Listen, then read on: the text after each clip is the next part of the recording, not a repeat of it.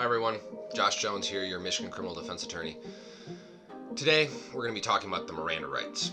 I'm sure you've watched a movie, seen a TV show where they have identified four things. One, that you have the right to remain silent. Two, that anything you say can and will be used against you in a court of law. Three, that you have the right to an attorney. And four, if you can't afford an attorney, one will be provided to you. Now, it's interesting because I get this question a lot, where individuals think that the moment they're arrested or that they are confronted by an officer, that officer, before speaking with them or before using anything, they must Mirandize them or provide those four things to them, which are your Miranda rights or your Miranda warnings, as people are commonly referred to them as. It doesn't work that way.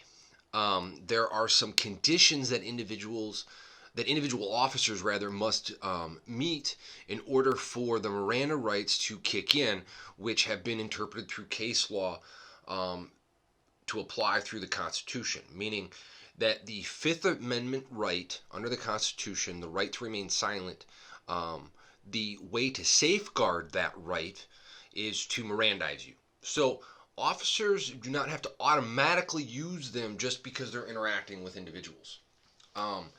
In fact, a lot of times that investigation by the officer will be used kind of prematurely to one of the conditions under the Miranda, or the requirement to provide Miranda warnings, which is that the individual that's being questioned has to first be in custody.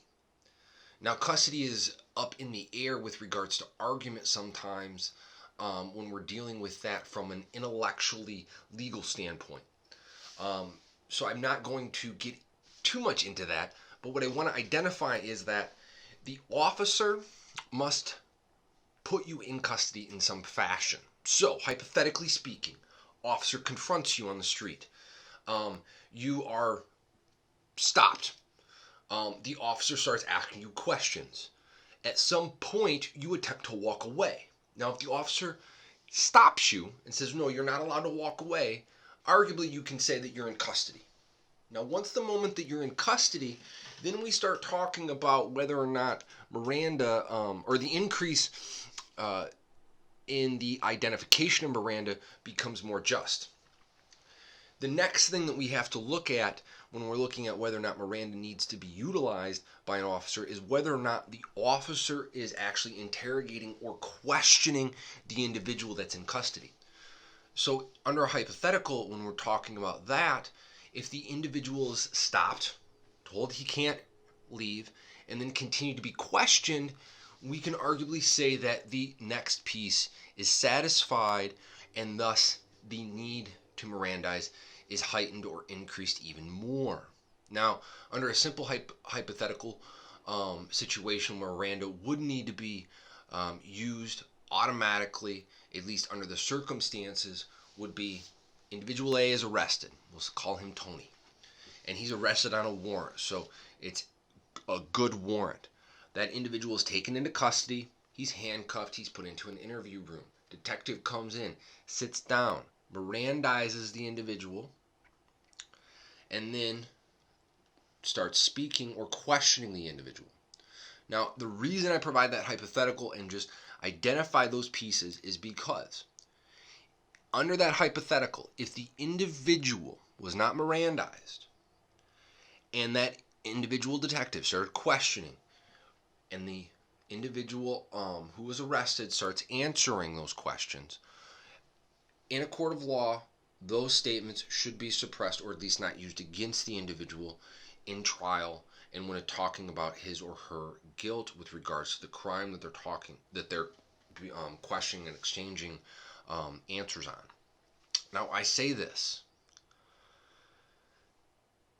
If the individual officer Mirandizes you appropriately under my second hypothetical, you understand the rights that you have, and you waive your right, and you start speaking and answering questions, then the Miranda goes out the door, meaning you've consented to the statements that you've been provided, that you've provided to the officer, and thus they'll be used against you.